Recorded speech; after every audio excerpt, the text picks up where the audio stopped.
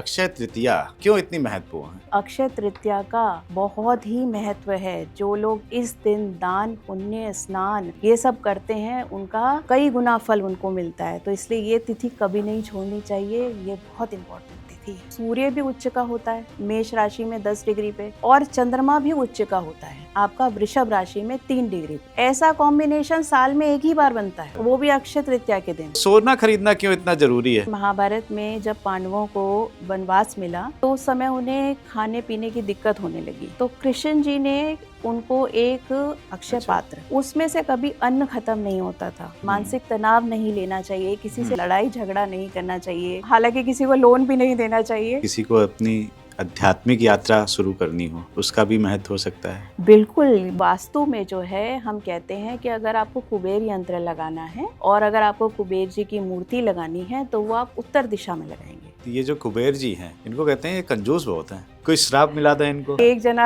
जो है जमा करके रखे, संचय करके रखे, और दूसरा खर्च करे, दोनों ही खर्च करेंगे तो फिर बचेगा नहीं। जब शनि और चंद्रमा एक साथ हो जाए तो विष योग हो जाता है, पूरी फैमिली में लड़ाई होती रहेगी। इसीलिए कहते हैं कि नॉर्थ ईस्ट में टॉयलेट मत बनाओ। जिनकी कुंडलियों में पितृदोष है इस दिन वो घट दान करें, यानी कि पानी से भरा हुआ घट, चाहे वो तांबे का हो चाहे मिट्टी का हो, और उसमें आप कुछ तुलसी के पत्ते डाल दें, कुछ कपूर डाल दें या चंदन डाल दें। कुछ उपाय अक्षय तृतीया के लिए भी होते हैं क्या? जिनको प्रॉब्लम है कि भाई पैसा आ जाता है रुकता नहीं है, और जिनको चाहिए कि सुख समृद्धि बिल्कुल उनकी चिरकालीन तक रहे, तो उनके लिए ये उपाय है कि उस दिन आप जो हैं श्री यंत्र जो कि अखंड हो, अंदर से पूरा भरा हुआ हो।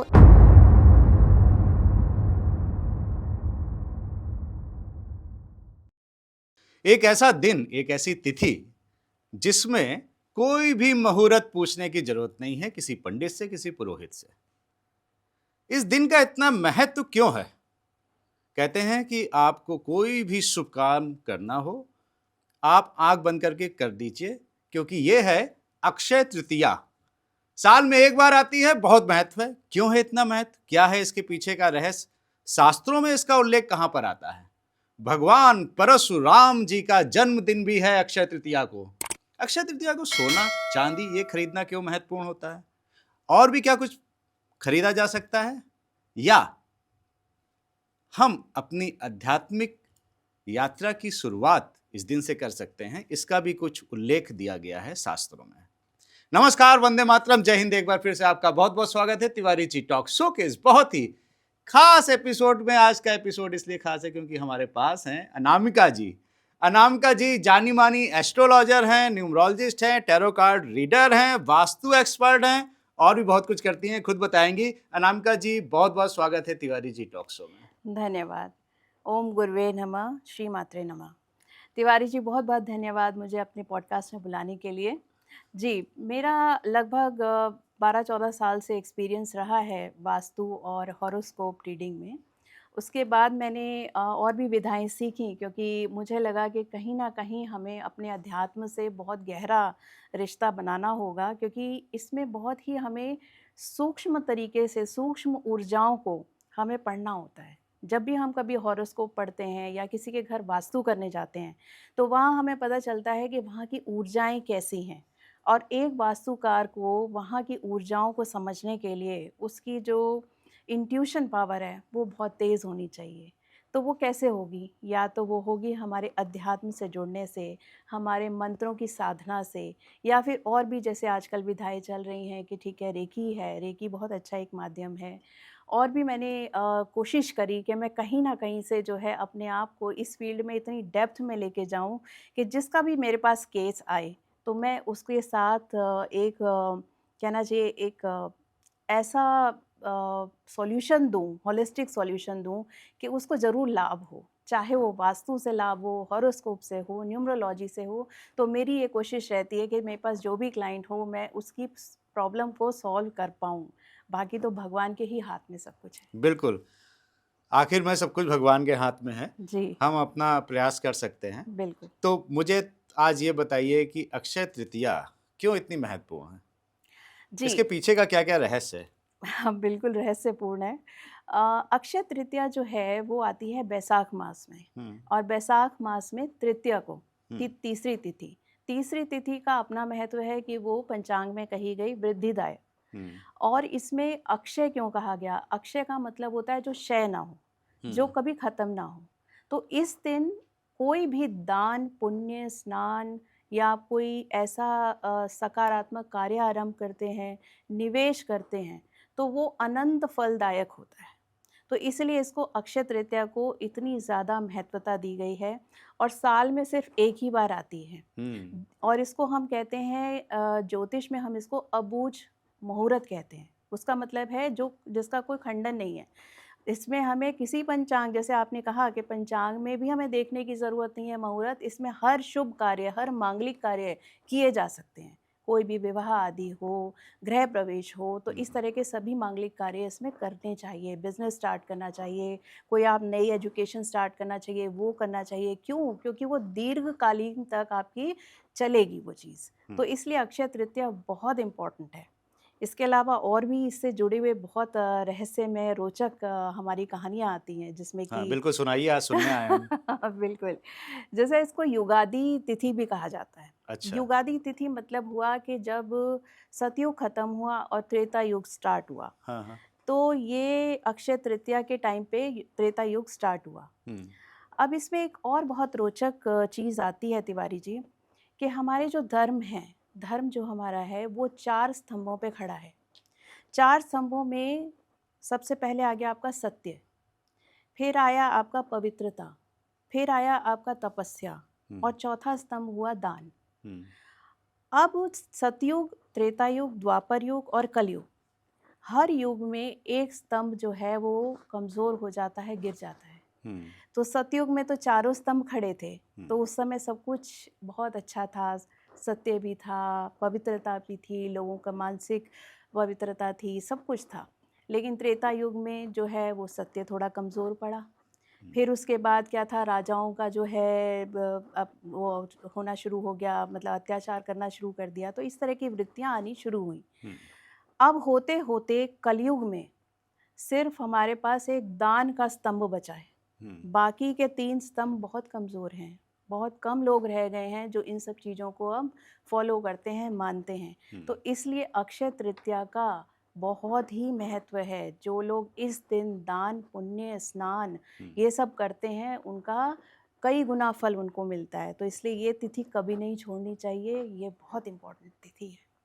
अक्षय का मतलब होता है कि जिसका क्षय ना हो, जी।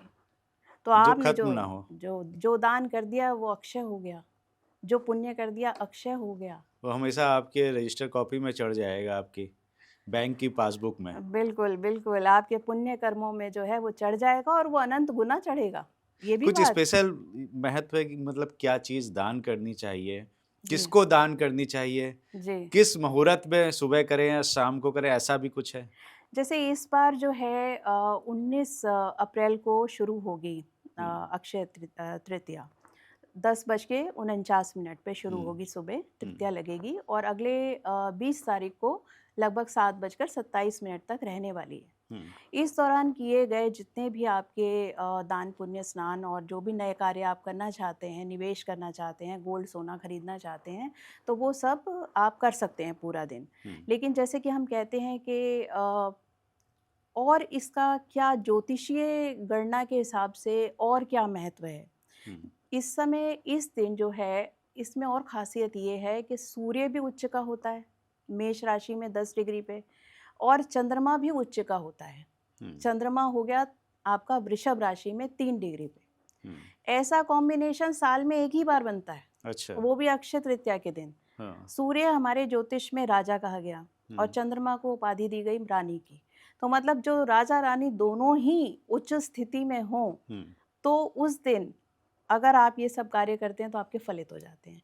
और इस बार तो रोहिणी नक्षत्र भी पड़ेगा। रोहिणी नक्षत्र जो है वो चंद्रमा का सबसे प्रिय नक्षत्र है। हम्म, कहा जाता है कि आकर्षण हो, वृद्धि हो और जितनी भी आपकी समृद्धि हैं वो सब रोहिणी नक्षत्र में मिलती हैं।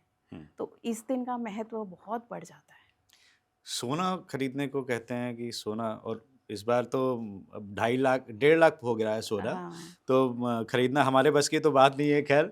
लेकिन सोना फिर भी बहुत ज़्यादा बिकता है इस दिन, जी, और ज्वेलरी की दुकान रात में 1-1 2-2 बजे तक खुली रहती हैं। बिल्कुल, बिल्कुल। तो सोना खरीदना क्यों इतना ज़रूरी है? सोना खरीदना क्यों ज़रूरी है? बिल्कुल। इसमें देखिए कुछ हमारी स्टोरीज़ हैं जो कि शास्त्रों में आती हैं। शास्त्रों में जैसे कि स्कंद पुराण है, आपका मत्स्य पुराण है, इन सब में कुछ स्टोरीज़ ऐसी दी गई, महाभारत में भी मेंशन है। आपने सुना होगा कि महाभारत में जब पांडवों को वनवास मिला, हुँ, तो उस समय उन्हें खाने-पीने की दिक्कत होने लगी। हुँ, तो कृष्ण जी ने उनको एक अक्षय पात्र दिया, अक्षय अच्छा, पात्र। हाँ, उसमें से कभी अन्न खत्म नहीं होता था। हुँ, मतलब द्रौपदी जो हैं वो सबसे आखिर में खाती थीं, हुँ, और जब तक द्रौपदी खाना ना खा लें उसमें से खाना खत्म नहीं होगा। तो हुँ, अक्षय पात्र मिला। तो वहाँ से भी ये परंपरा आती है कि एक अक्षय पात्र होता है जिसमें से कभी खत्म नहीं होता धन धान्य। हुँ, तो वो एक प्रथा बनी। फिर हमारे लिए ये अक्षय तृतीया वाला दिन जो है, क्योंकि ये ज्योतिषीय गणनाओं के हिसाब से एक ऐसा दिन है जो कि मैंने बोला ही कि उसका फल जो है अनंत गुना है और हुँ, चिरस्थायी है। हुँ, तो चिरस्थायी होने का मतलब है कि कोई भी चीज़ आप इस समय खरीदते हैं, जैसे कि हुँ, सोना खरीदने का प्रथा है, तो वो चिरकालीन रहेगी। तो हुँ, आपके घर में लक्ष्मी हमेशा वास करेगी। अच्छा, हाँ, लक्ष्मी के रूप में आप जो है तो सोने को हाँ, खरीदते हैं, हाँ, क्योंकि सोने को हमेशा लक्ष्मी हमारे यहाँ रहे। बिल्कुल, बिल्कुल। तो सोना, चाँदी ऐसी हम बहुमूल्य चीज़ें हैं, हाँ, वो उस दिन एक हम लोग खरीदते हैं। कई लोग तो कार और प्रॉपर्टी भी खरीदते हैं जी। कि वो चिरकालीन रहे। तो ऐसा मान्यता है कि इस दिन जितनी भी बहुमूल्य चीज़ें हैं, वो चीज़ें खरीदी जाती हैं। शादियों की अगर मैं बात करूँ तो शादियाँ भी उस दिन मेरे पास में ऑलरेडी 3-4 कार्ड आ चुके हैं 19 और 20 के। बहुत हाँ, तेज़ लग्न है उस दिन। ये हमारे 2 लग्न जो हैं, वो बेबूझ लग्न बोले जाते हैं। हुँ, बेबूझ मुहूर्त होते हैं, जिसमें कि एक अक्षय तृतीया हो गई हुँ, और एक कार्तिक मास में एकादशी में आती है हमारी देव उठनी। हाँ, ये देव 2 उठावनी ही भी। हैं, जी। 2 ही मुहूर्त हैं जो कि पूरे साल में जिसमें हाँ, मुहूर्त नहीं देखा जाता और जिनके अनसूझे, जिसे कहते हैं ना ब्याह हुँ, वगैरह हुआ हुँ, करते हैं, तो हुँ, वो उस दिन कर दिए जाते हैं। हुँ, तो ये भी प्रथा है, जैसे देव उठावनी पे तुलसी विवाह का दिया हुँ, गया, हुँ, शालिग्राम से तुलसी जी विवाह हुआ। तो ऐसे ये दोनों मुहूर्त हैं जिसमें आपको कोई भी अगर नहीं मुहूर्त समझ में आता, आप उस हाँ, दिन आराम से करिए। सब लोग मुहूर्त ना निकल रहा हो, आँख हाँ, बंद करके इस मुहूर्त में कर दो। बिल्कुल, बिल्कुल। जैसे नवरात्रों में कर देते हैं बहुत से काम, जी, एंगेजमेंट वगैरह नवरात्रों में हो जाती हैं, जी। शादी के लिए अक्षय तृतीया आ गई। बिल्कुल, बिल्कुल। कोई ज़रूरत ही नहीं है किसी पंडित जी से पूछने की, लेकिन एक बात ज़रूर है, इसमें एक डिस्क्लेमर भी है। अच्छा, ऐसा नहीं है कि सारे कार्य ही करने हैं। हुँ। देखिए, कोई डिवोर्स की पर्ची ना डाल दे। कुछ लोगों के लिए वो भी शुभ मुहूर्त वो है। कोई सेपरेशन की पर्ची नहीं, ना हो डाल सकता है वो वेट कर रहा हो, मालूम पड़ा 2-3 साल से नहीं हो पा रहा है। नहीं, तो ये नकारात्मक चीज़ें इस दिन नहीं करनी चाहिए, हुँ, मानसिक तनाव नहीं लेना चाहिए, किसी हुँ, से लड़ाई झगड़ा नहीं करना चाहिए। हालाँकि किसी को लोन भी नहीं देना चाहिए उधार और नहीं देना ना चाहिए। तो उधार देना चाहिए, और अच्छा, वो भी इसलिए कि जो करोगे वही होगा फिर। वो ही चिरकालीन हो जाने लड़ाई वाला करोगे है। तो फिर साल भर लड़ाई पूरा होती रहेगी हाँ, तुम्हारी। हाँ, हाँ। तो उस दिन आपको बहुत ही अच्छे से, खुशी से रहना चाहिए ताकि हाँ, आप आगे के टाइम में भी खुशी रहें। पूरा तो साल आपका पूरा पॉज़िटिविटी ऐसे ही से निकले। पूरा दिन गुज़ारना चाहिए। तभी तो इन सब चीज़ों के साथ हमारे सनातन में क्यों ये सब चीज़ें ऐड करी गईं कि हुँ, उसी दिन आपको स्नान की भी वैल्यू दी गई कि भई हुँ, आप गंगा स्नान करें, हुँ, या आप वहाँ नहीं कर सकते तो गंगा जल अपने ऊपर छिड़कें। हुँ, फिर आपको कहा गया कि दान करिए, फिर आपको कहा गया कि आप निवेश करिए। तो ये सब चीज़ें क्यों? इसीलिए ताकि आप पूरा दिन सकारात्मक चीज़ें करें। हुँ, ऋषियों को पता था कि अगर आप इन अच्छे मांगलिक कार्यों में अगर समय नहीं व्यतीत करेंगे, हुँ, तो नकारात्मक विचार आपको आएँगे और उस दिन चंद्रमा बली है, सूर्य बली है, हुँ। आप जो भी चीज़ मन में ख़्याल लाएँगे वो हो जाना है। तो इसलिए उस दिन हमें विशेष ध्यान रहना चाहिए कि हम सकारात्मक काम करें। अब आपने कहा अच्छे कामों की शुरुआत करनी हो, तो मेरे मन में सवाल आया अगर किसी को अपनी आध्यात्मिक यात्रा शुरू करनी हो, जी, बिल्कुल, चालू करनी हो, बिल्कुल। उसका भी महत्व हो सकता है। बिल्कुल, आध्यात्मिक महत्व तो बहुत ही ज़्यादा है, क्योंकि इस दिन उठाए गए अनुष्ठान हुँ, आपके फिर चिरकालीन होने वाले हैं और फिर वो आपको अनंत गुना फल देने वाले हैं। हुँ, तो कहा जाता है बैसाख जो है वो विष्णु जी का प्रिय महीना कहा जाता है, बैसाख। हुँ, माघ भी कहा जाता है, कार्तिक भी कहा जाता है। तो इन महीनों में जो भी आप दान पुण्य करते हैं फिर वही आपको बहुत ही फलदायक होते हैं। तो विष्णु सहस्त्र नाम का पाठ करना चाहिए। उस दिन आपको लक्ष्मी जी की विशेष पूजा करनी चाहिए। लक्ष्मी जी भी जो हैं उसमें भी कहा गया कि लक्ष्मी जी जो हैं वो चंचल स्वभाव बताया गया कि चंचला नाम है उनका। हाँ, चंचला नाम है कि वो जो हैं एक जगह टिकती नहीं है। चिरकालीन नहीं रुकती हैं। तो उसका भी कारण है, क्योंकि देखिए कोई भी ऊर्जा है अगर वो फ्लो नहीं करेगी तो वो खराब हो जाएगी। अगर हाँ। फ्लो नहीं करेगी, अगर हमसे दूसरों तक नहीं पहुंचेगी तो फिर वही हो गया ना कि हमने धन संचय करके अपने पास रख लिया और हम औरों को डिप्राइव कर रहे हैं उस चीज़ से। तो वो बहुत अच्छी बात है कि वो नहीं स्टे करती हैं, और वो वहीं स्टे करेंगी जहाँ पे पवित्रता का ध्यान रखा जाएगा, अनुशासन का ध्यान रखा जाएगा, जहाँ पे अहंकार आएगा, जहाँ पे भी इस तरह की नेगेटिविटीज़ आने लगेंगी, आलस्य आने लग गया, तो लक्ष्मी जी वहाँ नहीं रुकती हैं। जहाँ सफाई नहीं होगी लक्ष्मी जी नहीं रुकेंगी। तो उनका ये जो रूल है बहुत अच्छा है। अब जैसे लंका थी रावण के पास, लेकिन उसको अहंकार हो गया। शिव जी से ले तो ली लंका उन्होंने, उनके लिए नहीं बनी थी, वो कुबेर जी के पास थी लंका। वो उनके सौतेले भाई हैं कुबेर जी। आज की स्टोरी में हमारे कुबेर जी भी मेन पार्ट हैं। अच्छा। क्योंकि जब धन संपत्ति की बात हो रही है तो हमारी हाँ। लक्ष्मी जी की बात होगी, अष्टलक्ष्मी की बात होगी, कुबेर जी की बात होगी, ये सब धन से जुड़े हुए हैं। रिलेटेड है। तो कुबेर जो है वो रावण के सौतेले भाई, दोनों के पिता सेम हैं, माताएं अलग अलग। अच्छा।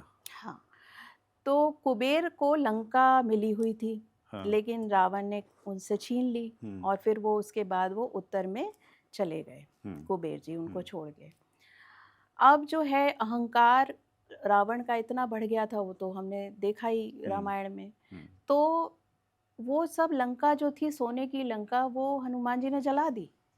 तो आपकी सोने की लंका भी जल जाती है जब आप अहंकार में आते हैं। तो कहने का तात्पर्य ये है कि लक्ष्मी वहीं चिर रुकेंगी जहाँ पे आपका ये सब चीज़ें बैलेंस होंगी, कि आप अपने को धार्मिक रखें, अपने व्यक्तित्व को जो है वो संभाल के रखें, तभी वो रुकेंगी।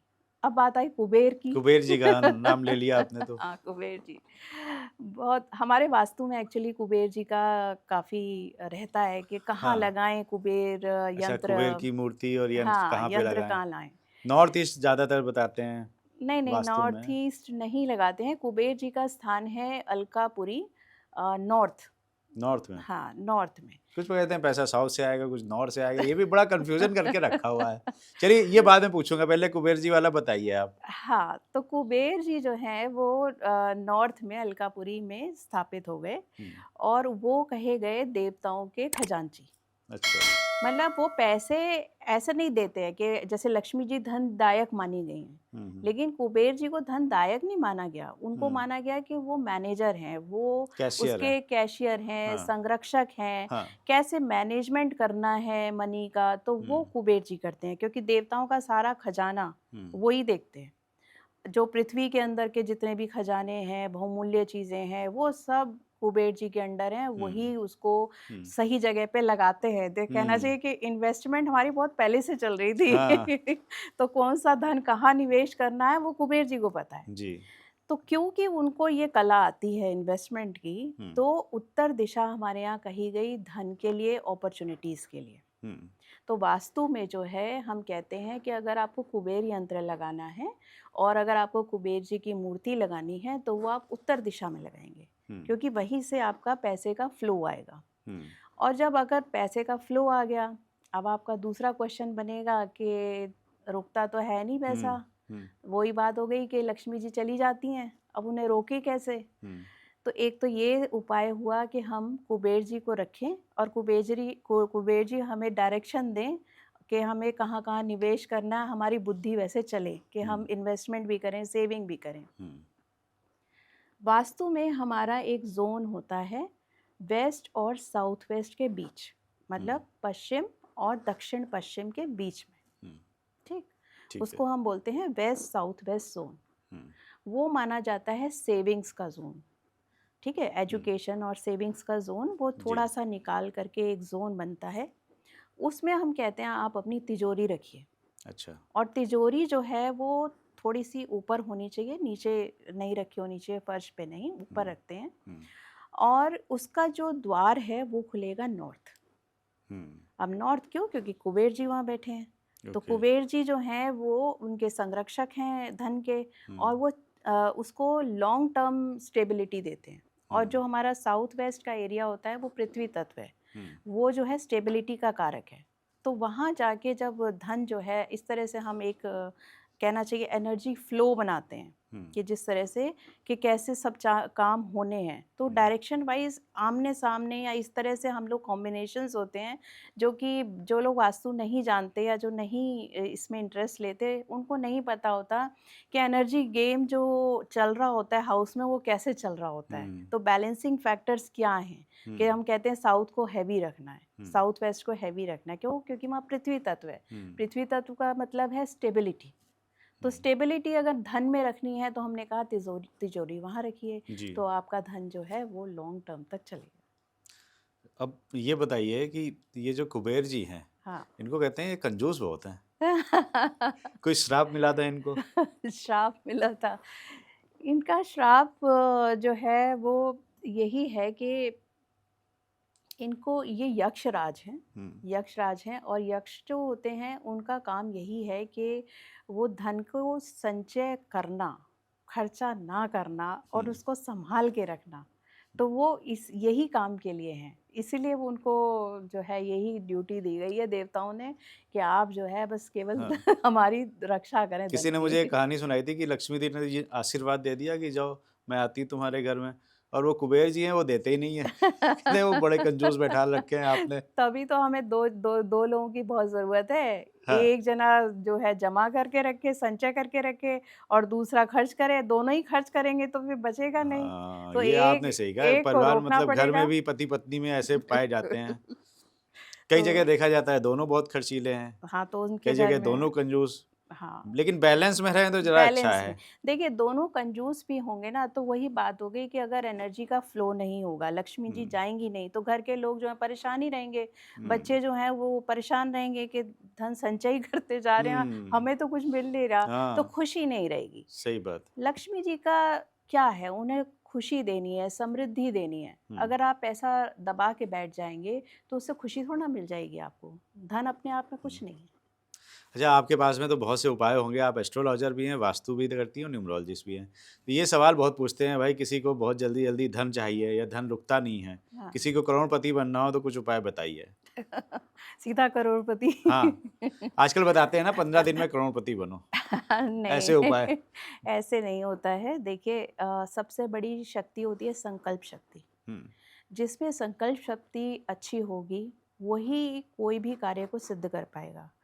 अगर हम उपाय बता भी देते हैं और वो आप कहते हैं, फिर कुछ लोग कहते हैं कि नहीं ये तो कार्य नहीं करे, आपने बताया था ऐसी पोटली बना के रख लो, और उसके बाद तो कुछ भी नहीं हुआ। तो उपाय अपनी जगह हैं, लेकिन आपकी जो काम कर रहा है, जो शक्ति काम कर रही है पीछे से, वो आपकी है संकल्प शक्ति, इच्छा शक्ति। अगर और फिर उसके बाद आपकी कार्य शक्ति। अगर आप ये सबको मिला के नहीं चलेंगे तो आपका कार्य जो है वो सिद्ध नहीं होता है। सिर्फ उपाय जानने से आप करोड़पति नहीं बन जाते हैं। मैं कह देती हूँ, मैंने तो कई बार बताया है कि आप पीले रंग का वस्त्र लीजिए, उसमें हल्दी की गांठ रखिए, उसमें आप चावल डालिए और उसमें कोई चांदी अपनी सक्षम जितना हो सके आप चांदी का सिक्का डाल दीजिए उसमें, या मोती डाल दीजिए। और अगर कुछ भी नहीं है तो कोई बात नहीं, आप हल्दी की गांठ और चावल ही रहने दीजिए। इसको आप बांध करके अपनी तिजोरी में रख लीजिए, तो आपका जो है धन आएगा। लेकिन उसके साथ साथ आपको, अगर आप लक्ष्मी जी की पूजा नहीं करते हैं, आप अपने घर में स्वच्छता नहीं रखते हैं, आपका मेन डोर तो ब्लॉक है, आपने खूब वहाँ पे शूज़ रखे हुए हैं, आपने तो लोग शू रैक ही बना देते हैं एंट्रेंस पे। हाँ, आजकल फ्लैट में ठीक तो है, बनती है। अब बनती है, लेकिन हमारे शास्त्रों में नहीं है। अगर आप एंट्रेंस शास्त्रों पे के हिसाब से ही तो बाहर उतारनी चाहिए, बाहर घर के उतारनी बाहर। चाहिए, या फिर ऐसी जगहों पे हो जहाँ पे उसका एक स्थान निर्धारित है, जैसे वेस्ट में आप रख सकते हैं। अच्छा। लेकिन अगर आपने अपनी एंट्रेंस ही खराब कर ली, आपने जो है वहीं पे नेगेटिविटी रखी हुई है, तो लक्ष्मी जी कहाँ से आएंगी? आपने तो वहाँ पे दुर्गंध कर रखी है, आपने वहाँ पे सामान फैला रखा है, क्लटर है पूरे जगह, तो आपके यहाँ लक्ष्मी जी नहीं रुक सकती हैं। तो आपने ये कहा वेस्ट में रखो। अब मेरा वेस्ट में, सवाल ये है कि वास्तु वाले कहते हैं कि ईस्ट में आपका एंट्रेंस हो। हाँ अब ईस्ट में अगर एंट्रेंस है हाँ तो वेस्ट तो पीछे हुआ, बिल्कुल, तो हाँ। सबसे पीछे कहाँ उतारने जाएंगे जूते? नहीं, केवल एक ही जगह नहीं है। देखिए, हमारे यहाँ जो है 2 पॉजिटिव डायरेक्शन बहुत ज़बरदस्त हैं। हाँ। एक तो ईस्ट है और एक नॉर्थ है और एक नॉर्थ ईस्ट है। नॉर्थ ईस्ट में पूजा ग्रह बनाने को कहते हैं। ईस्ट जो है हमारी पॉजिटिव डायरेक्शन है, सूर्य वहाँ से उगता है, हमारी सारी पॉजिटिव चीज़ें वहीं से शुरू होती हैं।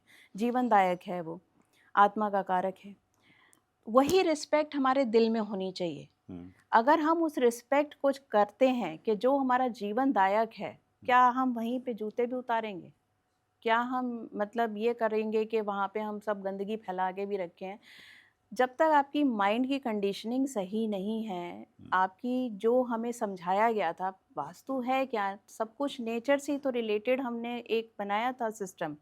अगर हम उन चीज़ों को मन से नहीं फॉलो करते हैं, तो आपका रिज़ल्ट नहीं आ सकते, क्योंकि आपके आपके ब्रेन में ही वो चीज़ नहीं है। तो आपको वहाँ नहीं रखना चाहिए। आपको अगर रखना है, उसके आसपास के बहुत एरिया होते हैं। ईस्ट से हट के ईस्ट साउथ ईस्ट है, उसके बाद आप वेस्ट में रख सकते हैं, नॉर्थ वेस्ट में रखते हैं। बहुत सारी जगह हैं जहाँ पे आप बना सकते हैं। अगर आपका ईस्ट में ही फेसिंग है, आपका मेन डोर है, तो उसको अवॉइड करके आप अंदर कहीं पे रख लीजिए, या फिर उसको ढक के रखिए। ज़्यादा क्वांटिटी में मत रखिए। मतलब ये नहीं है कि पूरी ही मतलब रैक बाहर हमने नहीं बना दिखनी दी। चाहिए अगर हाँ, आपने। आप उसको क्लीन करके रखिए, बंद करके रखिए। वहाँ पे आप सुगंधित चीज़ें चलाइए, आप कपूर चलाइए, ये सब चलिए। तो बहुत सारे सॉल्यूशंस हैं, लेकिन आपको अपने अंदर से वो श्रद्धा होनी चाहिए, श्रद्धा, संकल्प, मुझे ये सब। एकदम से याद आ गया नामका जी, मैं गुजरात में रहा हूँ कुछ साल। वहाँ पर घर में तो अलाउ नहीं थे, जूते चप्पल सब बाहर उतार के आने होते थे। यहाँ तक कि जो बड़े बड़े हॉस्पिटल्स थे, जी कई पब्लिक प्लेस ऐसी थी, वहाँ जी पे भी अलाउ नहीं थे। जी जी और वो बाहर में ही उन्होंने ऐसी व्यवस्था करी होती थी कि जी जूते चप्पल आप बाहर उतार के ही हॉस्पिटल के अंदर भी जाएंगे। जी जी जी। तो अब अब आप मैं सोच रहा हूँ इसलिए लक्ष्मी ज्यादा है गुजरातियों के पास में। आज देखिए, पता चल गया, कारण आपने बता दिया। नहीं देखिए, बड़ा इंटरेस्टिंग इसमें ज्योतिषीय कारण ये भी है। चमड़ा जो माना गया वो शनि का माना गया। हम्म अब ईस्ट डायरेक्शन है सूर्य की, सूर्य और शनि की नहीं बनती है। हैं तो शनि सूर्य के ही पुत्र, पिता पुत्र हैं। लेकिन सूर्य ने उन्हें अपनाया नहीं, तो उन दोनों में द्वेष रहता है। तो जहाँ सूर्य होंगे, शनि एक साथ होंगे, वहाँ लड़ाई होगी ही होगी। तो आपने खुद ही वो साधन बना दिया कि हमारे घर तो लड़ाई होनी चाहिए, क्योंकि हमने ईस्ट में जो है शूज रख दिए, हमने हाँ। शनि को स्थापित कर दिया। नॉर्थ ईस्ट डायरेक्शन है, हम कहते हैं हमारा जो है पूजा का स्थल है। अब वो सबसे पवित्र जगह है, जहाँ पे कि हम कहते हैं कि वास्तु पुरुष मंडल का मुख है। अब आप मुख के ऊपर ही वहाँ पे हमने ईशान, ईशान कोण बोलते हैं उसको, वहाँ पे शिव जी हैं। आपने वहीं शूज रख दिए, तो कैसे चलेगा काम? ये तो गलत है ना। नॉर्थ में आपने रख दिए।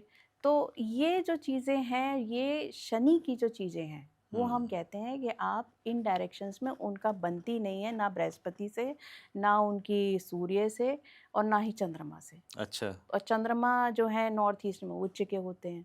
तो जब शनि और चंद्रमा एक साथ हो जाए तो विष योग हो जाता है, पूरी फैमिली में लड़ाई होती रहेगी। इसीलिए कहते हैं कि नॉर्थ ईस्ट में टॉयलेट मत बनाओ, और या कोई शनि की कोई वस्तु वहाँ मत रखो, राहु को मत स्थापित करो। अच्छा। तो ये बहुत लॉजिकल चीज़ें हैं, बहुत गणनाओं के बाद हमारे ये शास्त्रों में चीज़ें बताई गई थी कि इस तरह के आप चीज़ें ना करें, जिससे कि आपके घर में हमेशा ही खटपट होती रहे, या कहे फिर धन समृद्धि की दिक्कत हो।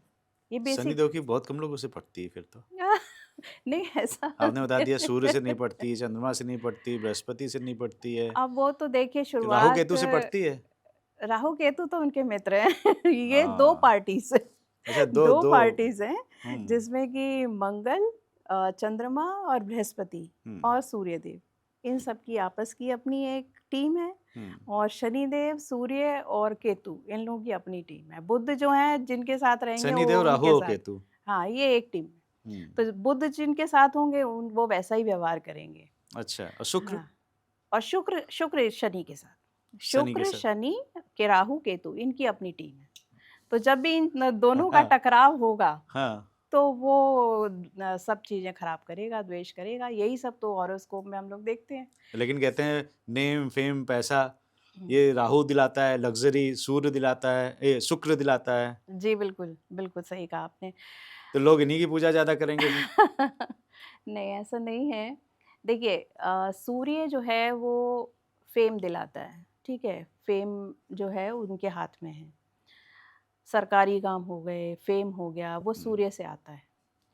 और शुक्र जो है लग्ज़री के कारक हैं, तो जितना भी आपकी धन वैभव है, वो सब आपकी लग्ज़री से वीनस से आता है, हम्म, शुक्र से। हम्म, राहु को कहा गया कि जब वो पॉजिटिव होते हैं, मतलब कि अगर वो कुंभ राशि में हों या फिर वो द्वितीय भाव में हों या नवें भाव में हों, तो उस समय वो पॉजिटिव रोल रखते हैं। उस समय क्या है कि वो टेक्नोलॉजी के कारक कहे गए, मतलब जो चीज़ दिखाई ना दे। हम्म, ये भी छाया ही ग्रह है ना, तो इनको हमने लिंक किया, जो चीज़ दिखाई नहीं देती है वो हमने राहु से लिंक की।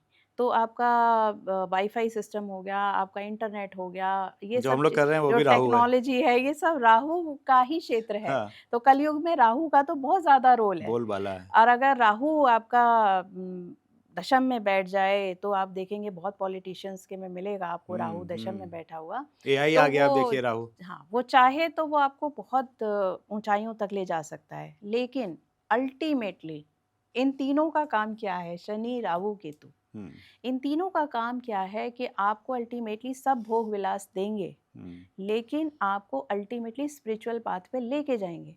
क्योंकि ये हम्म, ऐसा गिराते हैं कि आप कि फिर फिर समझ भगवान जाते नजर आने हैं लगते हैं। समझ जाते हैं कि नहीं, अल्टीमेटली हाँ, जो ट्रुथ है लाइफ़ का, वो स्पिरिचुअलिटी है।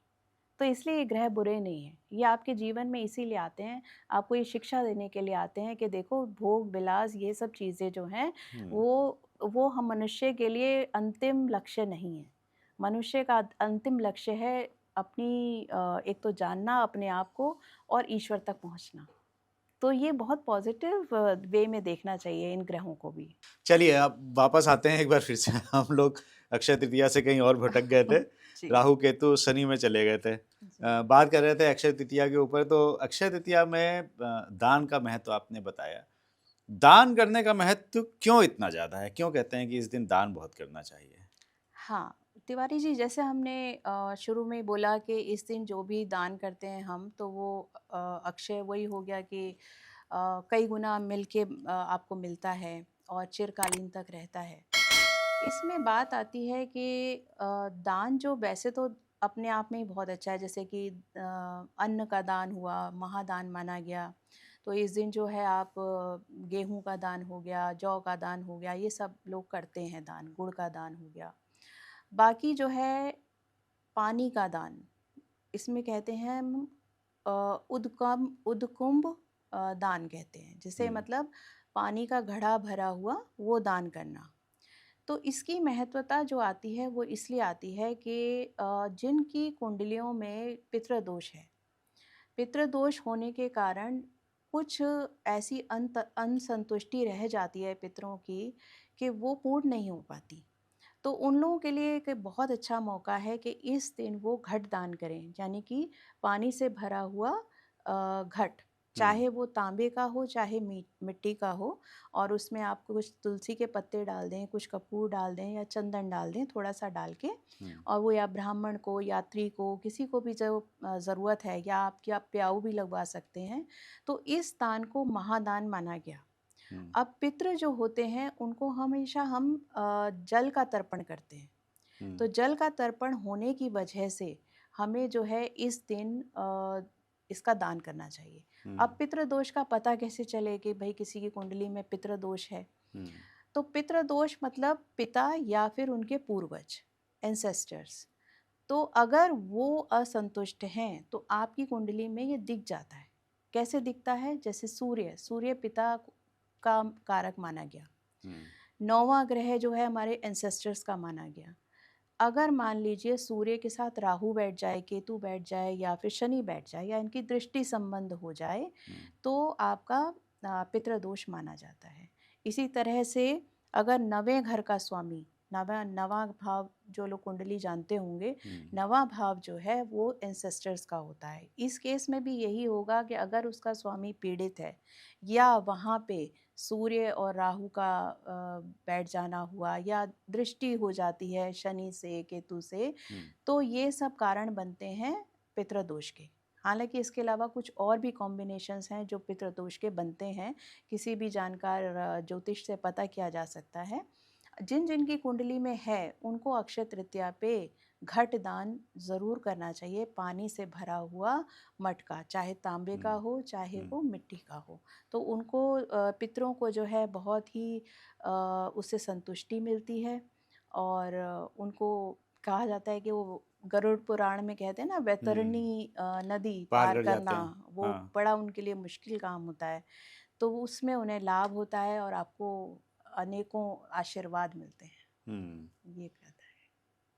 कहानियाँ अगर देखने जाएं तो बहुत सी कहानियाँ मिलती हैं, बिल्कुल। और ऐसी ऐसी कहानियाँ मिलती हैं जिनमें मन कभी कभी शंका भी करने लगता है कि ऐसा हो सकता है या नहीं हो सकता है।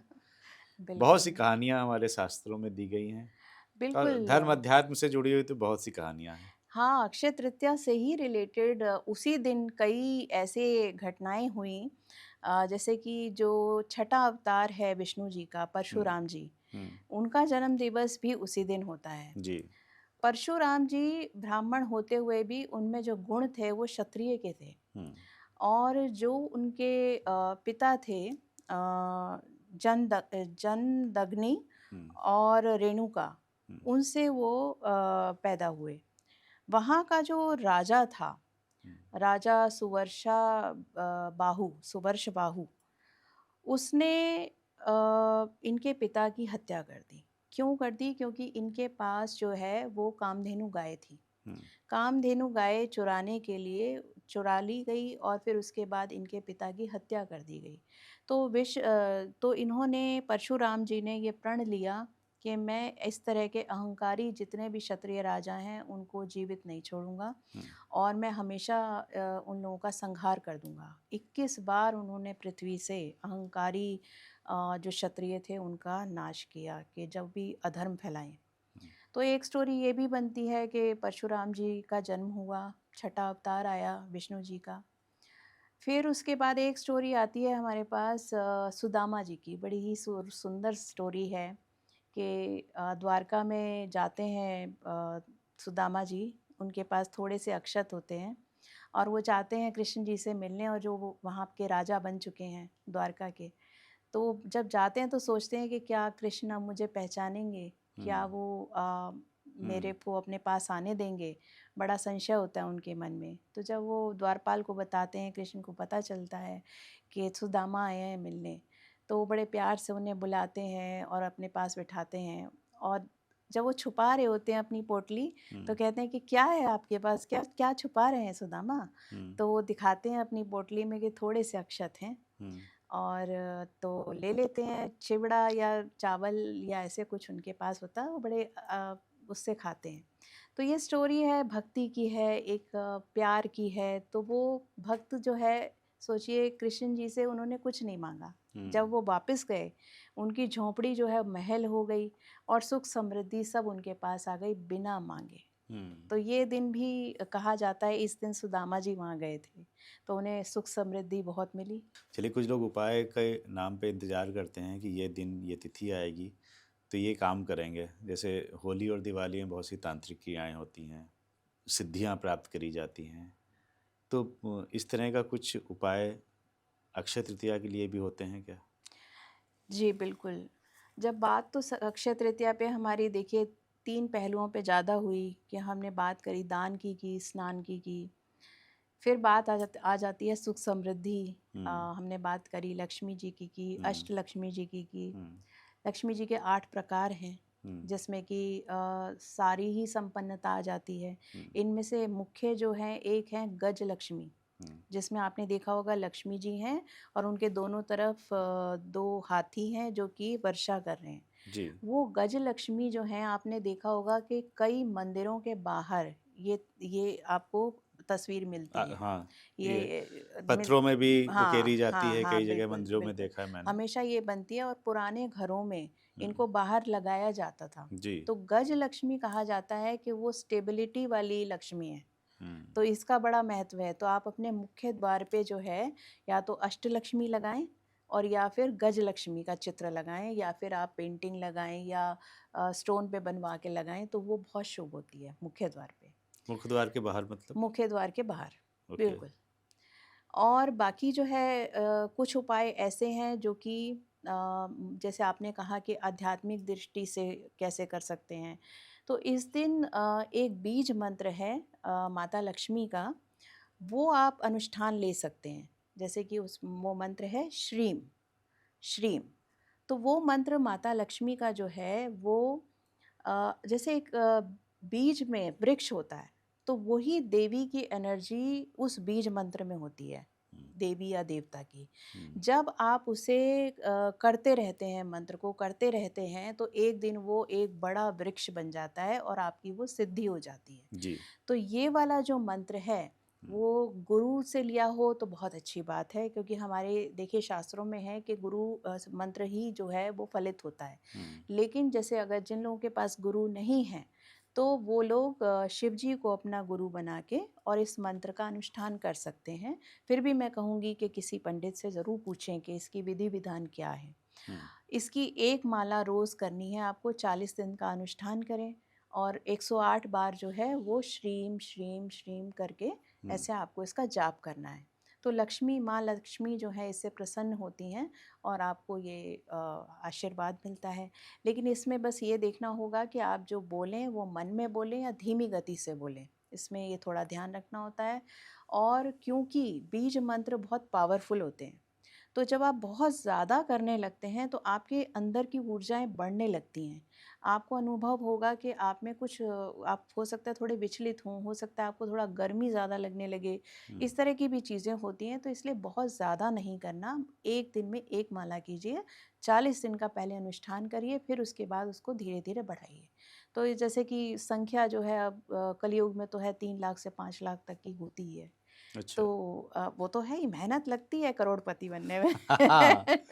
2 मिनट का उपाय नहीं है कि 2 मिनट में बिल्कुल, बन जाओ। लेकिन अक्षय तृतीया है तो अच्छा। ऐसे दिन आप अनुष्ठान करेंगे तो क्यों नहीं माता की कृपा होगी। एक बहुत महा उपाय है वास्तु का, जो कि हम करवाने को लिए बोलते ही हैं। अगर ये अक्षय तृतीया वाले दिन कर लिया जाए तो आपके पास लक्ष्मी रुकेंगी। जिनकी प्रॉब्लम है कि भाई पैसा आ जाता है रुकता नहीं है, और कहीं फंसा हुआ है पैसा वापस नहीं आता है, और जिनको चाहिए कि सुख समृद्धि बिल्कुल उनकी चिरकालीन तक रहे, तो उनके लिए ये उपाय है कि उस दिन आप जो हैं श्री यंत्र, जो कि अखंड हो, अंदर से पूरा भरा हुआ हो, एक ही कास्टिंग का हो, उसको आप चाहे वो तांबे का हो, चांदी का हो, सोने का हो, सबसे उच्च माना गया सोने का, उसके बाद चांदी का और तांबे का, ये शास्त्रों में वर्णित है। इसको आप अपने मंदिर में रखिए और उस पे कुमकुम चढ़ाएं। माँ ललिता त्रिपुर सुंदरी का ये यंत्र होता है, श्री विद्या से आता है, और इसे माना गया है कि ना सिर्फ लक्ष्मी चिरस्थायी रहती हैं, बल्कि आपको संपूर्ण जीवन के सुख ऐश्वर्य मिलते हैं और आपकी आध्यात्मिक गति बहुत अच्छी होती है। ठीक है। ये धन वाली समस्या बहुत रहती है और कमेंट भी हमें बहुत भर भर के आते हैं कि धन पैसा आता तो है, रुकता नहीं है, और बिजनेस अचानक चल रहा था, बहुत अच्छा चल रहा था और बंद हो गया। देखिए तिवारी जी, ये तो सही बात है कि अगर अक्षय तृतीया की बात हो रही है और हम धन की बात ना करें, समृद्धि की बात ना करें, तो कैसे होगा। और क्योंकि मैं वास्तु से हूँ तो मुझे एक उपाय मैं आपको और बताती हूँ जो कि बहुत ही इम्पैक्टफुल है। वो उन सब लोगों के लिए है जो सक्षम भी हैं और जो नहीं भी सक्षम है वो भी कर सकते हैं। इसमें क्या करना है कि आपको एक कलश लेना है। कलश में आपने पानी, गंगा जल डाला, उसमें एक मूर्ति डालेंगे हम, क्रिस्टल की हो, गणेश लक्ष्मी की, वो डाल देंगे। जिनके पास समर्थ है तो वो मोती भी डाल दें, या फिर आप ऐसा करें कि चांदी का पात्र ले लें। चांदी के पात्र में पानी, गंगा जल डाला और उसमें आपने स्वर्ण का पीस डाला एक, और एक आपने क्रिस्टल के गणेश लक्ष्मी डाल दिए। कॉम्बिनेशन क्या है? कॉम्बिनेशन है चंद्रमा, उसके साथ जुपिटर और वीनस, इनका कॉम्बिनेशन बना करके हमने ये उपाय बनाया और कहा कि इसको कहाँ रखें, नॉर्थ ईस्ट में। नॉर्थ ईस्ट में क्यों? क्योंकि चंद्रमा वहाँ पे उच्च का होता है, वीनस का वहाँ पे घर है, बृहस्पति वहाँ पे विराजमान है। तो हम जब तीनों को वहाँ विराजमान कर दिया तो फिर आपके पास संपत्ति आएगी आएगी। वाह, तो फटाफट कर लो ये उपाय, बड़ा आसान सा उपाय है और 2-3 उपाय बता दिए अनामिका जी ने। धन चाहिए, धन आता है, रुकता नहीं है, तो ये उपाय करके देखो और फिर बताना कमेंट करके। तो आप सभी को अक्षय तृतीया की बहुत बहुत शुभकामनाएं, अच्छे से मनाइएगा, पूजन पाठ करिए जैसा कि बताया आज अनामिका जी ने।